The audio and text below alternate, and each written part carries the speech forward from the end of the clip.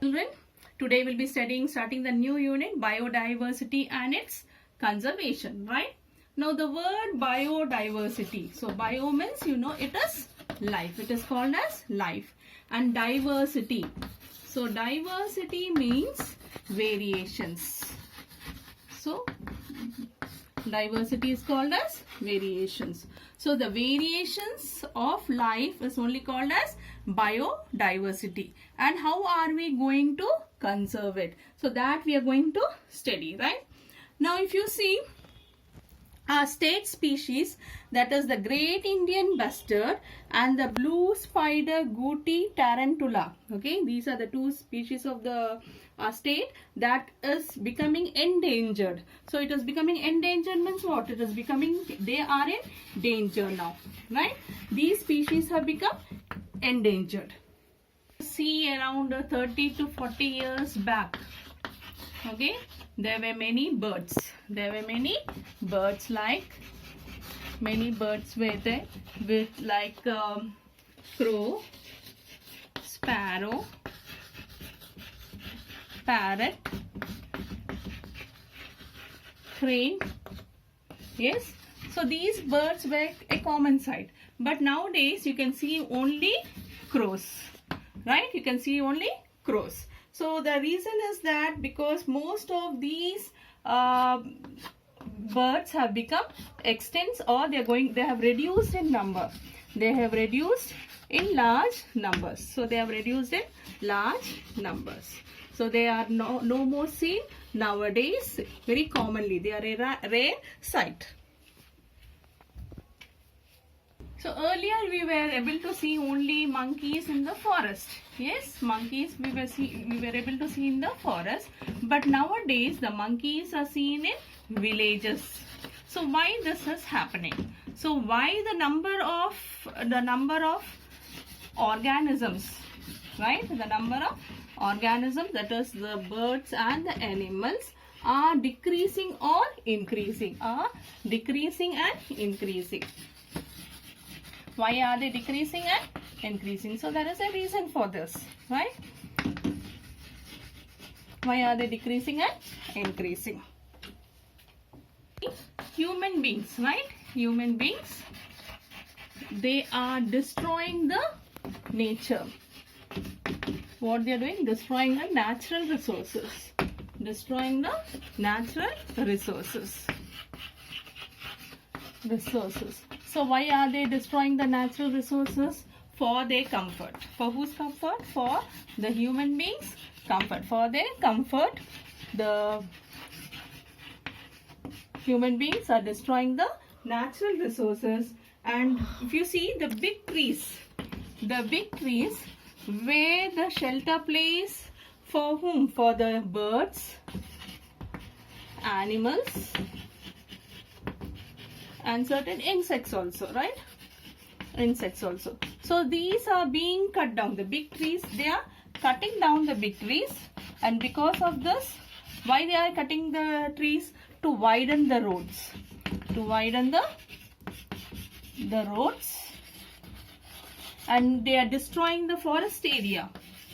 They are destroying the forest area to construct apartments, to construct big buildings, apartments, to construct buildings for human beings to live. That's the reason they are cutting down the forest.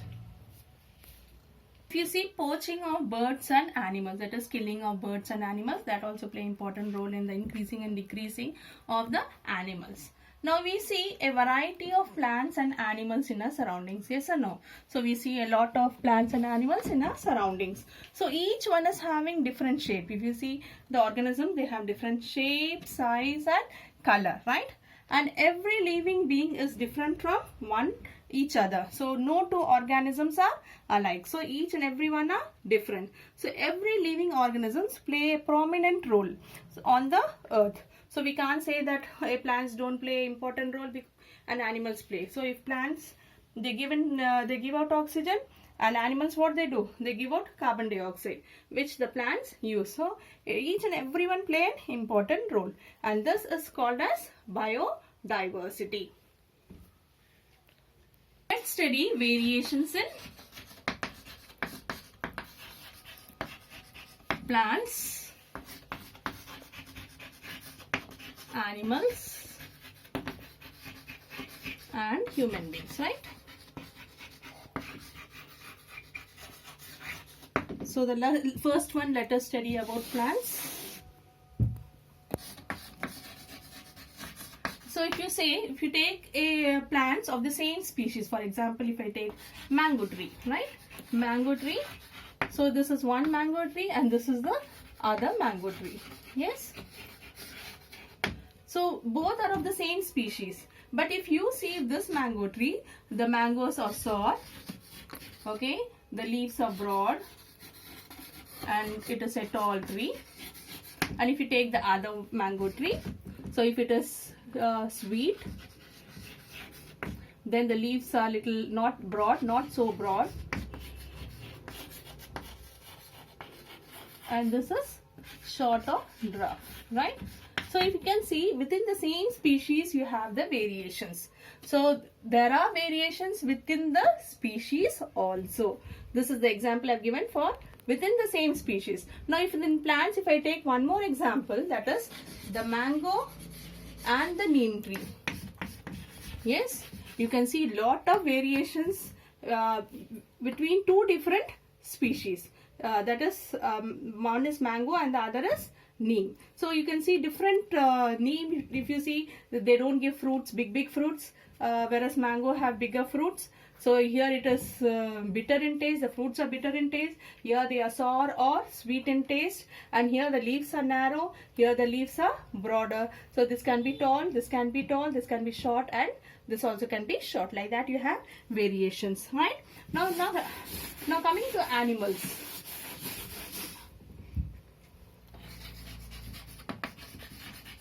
Now if you take the species of the same species, for example, if I take the example of dog, right? So you have different types of dogs. Although they look very similar, you can see many characters which are different. Okay, when you're on careful observation, you can see between dogs itself there are a lot of variation, although the species is same. For example, if you take sheep and goat, right? In that also, if you see, they have lot of variation. If you see the sheep and the goat, there is lot of variation. Now if I take two different species, for example, if I take dog and goat, you can see lot of variation. So many variations are seen between two different organisms. For example, dog and a goat. So many variations are seen.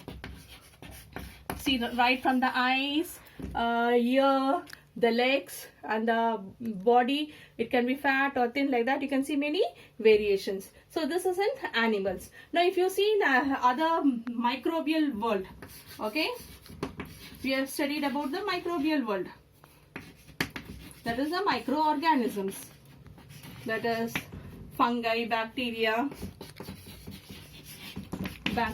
protozoa.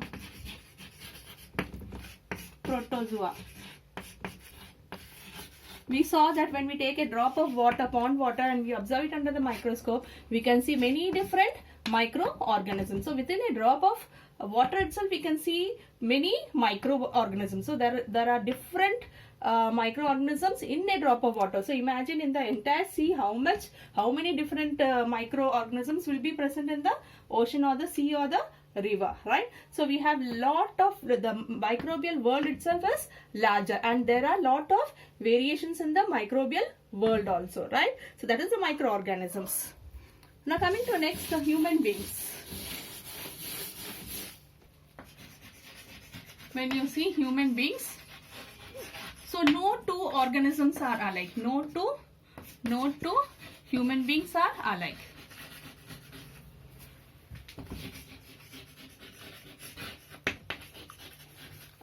Alike.